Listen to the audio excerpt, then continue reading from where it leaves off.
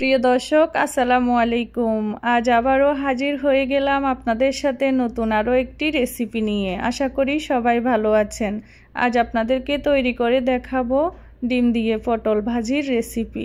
সব সময় এক রকমের পটল খেতে খেতে যখন অনীহা আসবেন তখন এই ভিন্ন স্বাদের পটল ভাজিটা করে নিতে পারেন এভাবে।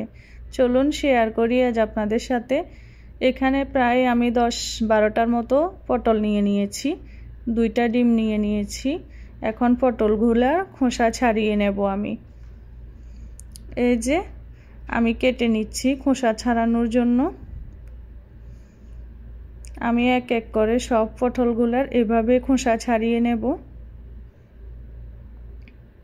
এই তো আমি একটা পটলের খোসা ছাড়িয়ে দেখিয়ে দিচ্ছি। সবগুলার খোসা ছাড়িয়ে নিয়েছি।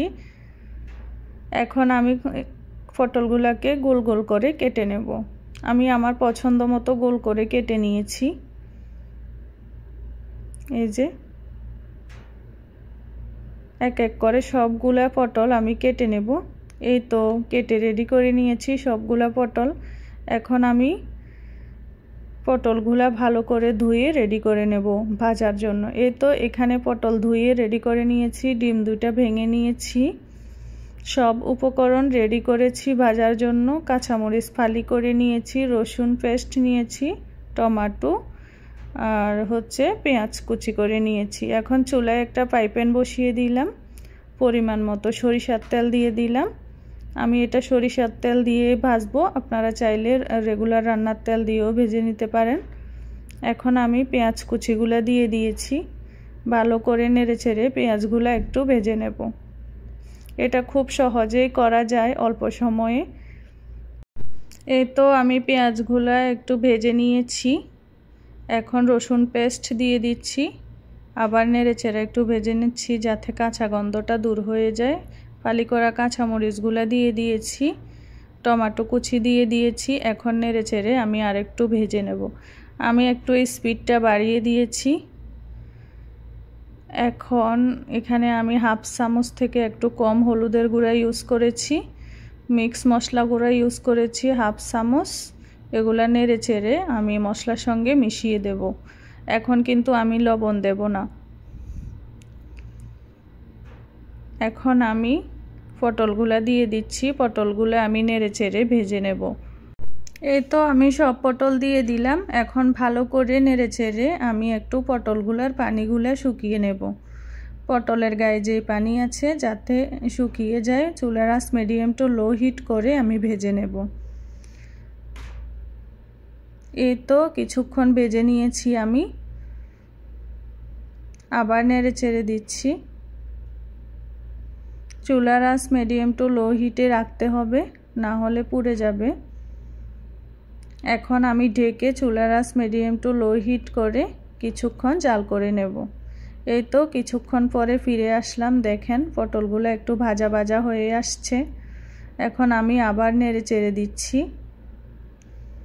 আমি এখানে খুব অল্প উপকরণে ইউজ করেছি। আপনারা চাইলে ঝাল যদি পছন্দ করেন বেশি, লাল মরিচও দিতে পারেন। আমি লাল মরিচ ইউজ করি নাই। এই পর্যায়ে আমি লবণ দিয়ে দিলাম। এই তো লবণ দিয়ে ভালো করে নেড়েচেড়ে নিয়েছি, আবার ঢেকে দিয়েছি।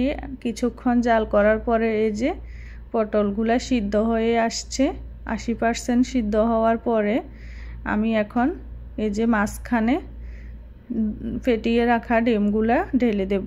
এই তো ডিম 2টা ভেঙে আমি ফেটিয়ে নিয়েছি, এটা আমি ঢেলে দিলাম। এখন আস্তে আস্তে চুলার আঁচ মিডিয়াম টু লো হিট করে এভাবে নেড়েচেড়ে আমি পটলের সঙ্গে মিশিয়ে নেব। এই যে অনবরত নাড়তে থাকতে হবে, না হলে লেগে যাবে।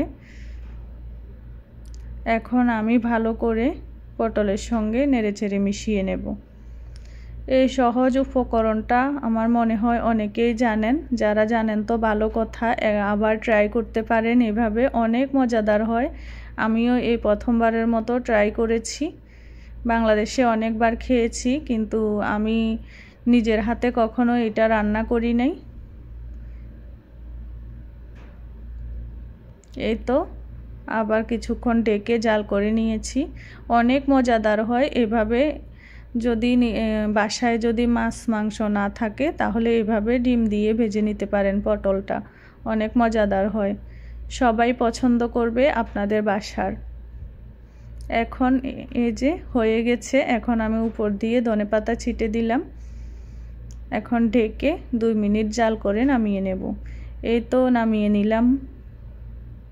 আমার রান্না ঢান হয়ে গেল ডিম পটল ভাজি। এখন আমি একটা সার্ভিং প্লেটে পরিবেশন করে নিচ্ছি খাওয়ার জন্য।